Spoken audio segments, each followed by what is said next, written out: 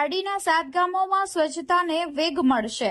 55 લાખથી વધુના ખર્ચે કચરા કલેક્શન માટે ટેમ્પાનું લોકાર્પણ।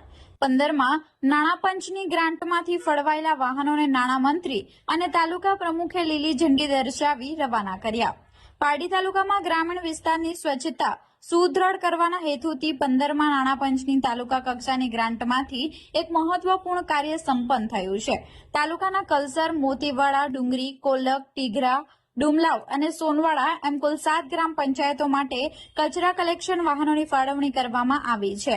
પ્રતિ ટેમ્પો રૂપિયા 7,87,600ની કિંમત ધરાવતા આ વાહનો મારફતે હવે ગામડાઓમાં ઘરે ઘરેથી કચરો એકત્રિત કરવાની કામગીરી હાથ ધરવામાં આવશે।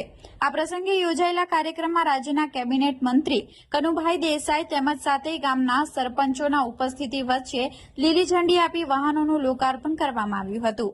આ પ્રસંગે તાલુકા પંચાયત પ્રમુખ કિન્નરીબેન હિતેશભાઈ પટેલ વિશેષ ઉપસ્થિત રહ્યા હતા।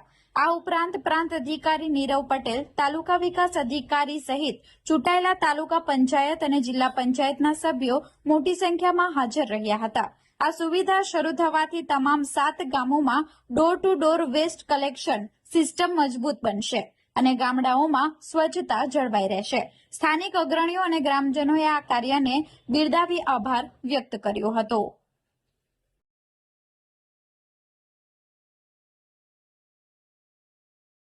દેશના યશસ્વી વડાપ્રધાન માનનીય મોદીજી જયારે સૌપ્રથમવાર દેશના વડાપ્રધાન બન્યા ત્યારે અને લાલ કિલ્લા ઉપરથી જાહેર કર્યું હતું કે મારે સ્વચ્છ ભારત જે મહાત્મા ગાંધીજીને ભેટ આપવું છે અને એના અનુસંધાને એમણે સ્વચ્છ ભારત અભિયાન શરૂ કર્યું। સ્વચ્છ ભારત અભિયાન સમગ્ર દેશમાં અને સાથે સાથે ગુજરાત સરકારે પણ એનો સ્વીકાર કરીને ગુજરાતમાં સ્વચ્છ ભારત અભિયાન સુંદર રીતે ચાલી રહ્યું છે।